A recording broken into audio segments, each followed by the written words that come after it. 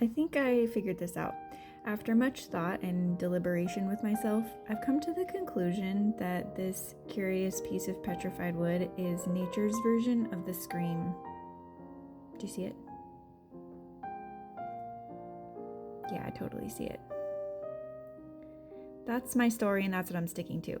Although it doesn't quite explain this eyeball in the rock. However, with everything else we've got going on, I think we'll just touch on that a different day. For now, we're just going to assume that this is nature's version of the scream.